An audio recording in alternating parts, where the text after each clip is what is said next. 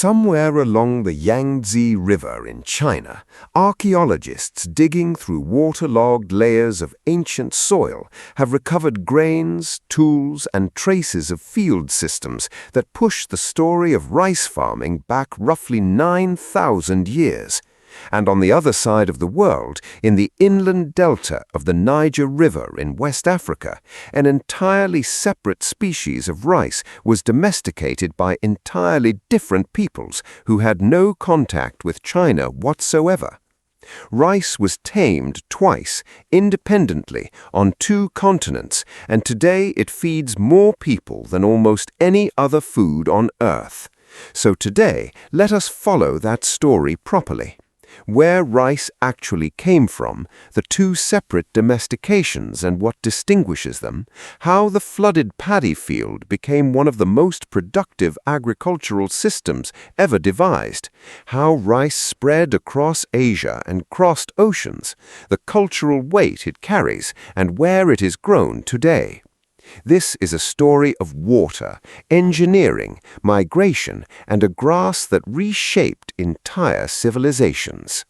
Asian rice carries the botanical name Oryza sativa, and African rice carries the name Oryza glaberrima.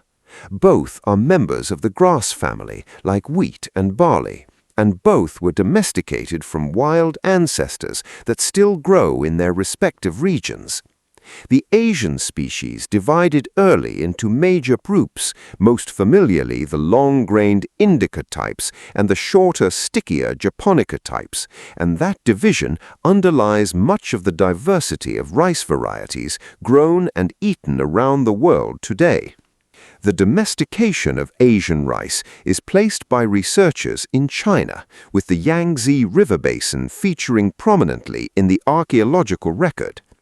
Excavations at wetland sites have recovered rice remains, farming implements, and evidence of managed fields dating back thousands of years, and the transition from gathering wild rice to cultivating it appears to have unfolded gradually over a very long period. As with other cereals, one key change was that domesticated plants held on to their grain rather than shattering and scattering it when ripe. African rice has its own separate and equally remarkable history. Researchers trace its domestication to the inland Niger Delta region of West Africa, where farmers developed it from a different wild ancestor. African rice is adapted to local conditions and to farming systems quite unlike those of Asia, and it was grown across a broad region of West Africa for thousands of years. This is a domestication achievement that received far less attention historically than it deserves, and modern research has substantially raised its profile. The flooded paddy field is one of the great agricultural inventions, and it explains much of rice's success. Growing rice in standing water suppresses weeds that cannot tolerate flooding, while the rice itself has adaptations, allowing it to grow with its roots submerged. Paddies also support a small ecosystem, including organisms that contribute nitrogen to the water, which is part of why some paddy systems remained productive for centuries without collapse. It is a genuinely sophisticated piece of ecological engineering arrived at through long practice. Terracing extended that system into terrain where it should have been impossible. Across the Philippines, Indonesia, China, Japan, Vietnam, and Nepal, hillsides were carved into stepped fields held by walls, with water channeled from higher sources and released downward from terrace to terrace. Some of these systems are centuries or more old and remain in use, and several have been recognized as sites of cultural and agricultural significance. They represent enormous accumulated labor and knowledge, maintained across generations by whole communities. That labor requirement shaped societies profoundly. Paddy rice cultivation demands coordinated water management, shared irrigation infrastructure, and intensive seasonal work for transplanting and harvesting, which encouraged dense settlement and cooperative organization. Historians studying agricultural systems have long noted the contrast with the extensive grain farming of drier regions and the social patterns that developed around rice, including village-level water management institutions, are a recurring subject of study across East and Southeast Asia. Rice spread outward from its Asian heartland along every available route, moving into India and Southeast Asia, westward through Persia into the Middle East, and onward into the Mediterranean, where it was established in Spain and Italy and became the basis of dishes that are now regional signatures. It reached Japan and Korea, where it acquired enormous cultural centrality, and it moved through the islands of Southeast Asia into the Pacific. In each place, local varieties, techniques, and cuisines developed around it. The arrival of rice in the Americas involves both species and a difficult history.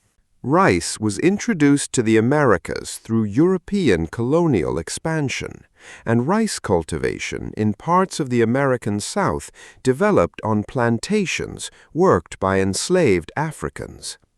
Scholars have documented that agricultural knowledge from West African rice-growing regions was significant in the development of these systems, and African rice itself was carried across the Atlantic.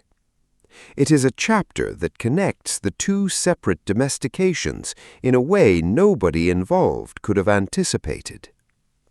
Rice carries ritual and symbolic weight that few crops match. It features in ceremonies, offerings, and festivals across Asia, appears in wedding customs in many countries, and is bound up with deities and agricultural rites in numerous traditions. In several languages, the word for cooked rice functions effectively as the word for a meal itself.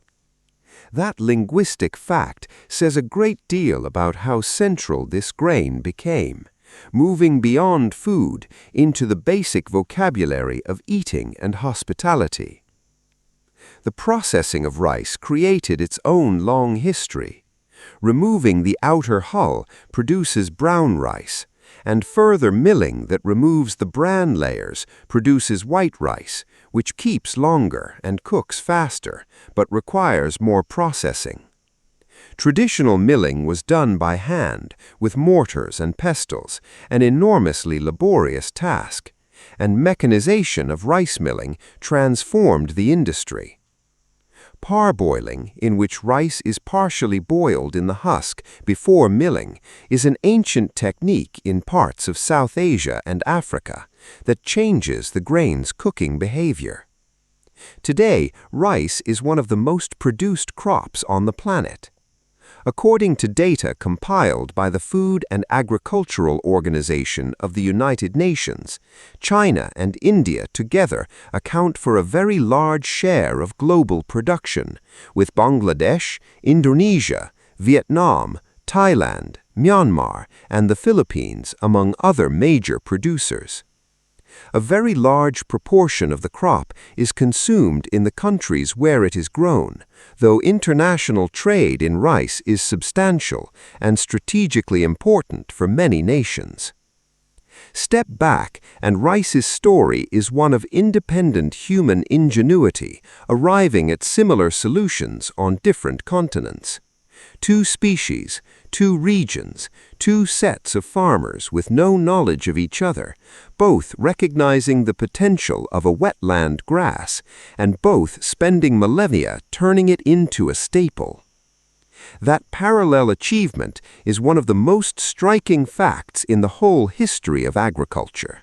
And the systems built around it, the terraces climbing hillsides and the paddies stretching across deltas, remain among the most visible marks that farming has ever left on the surface of the earth, still worked today much as they have been for a very long time.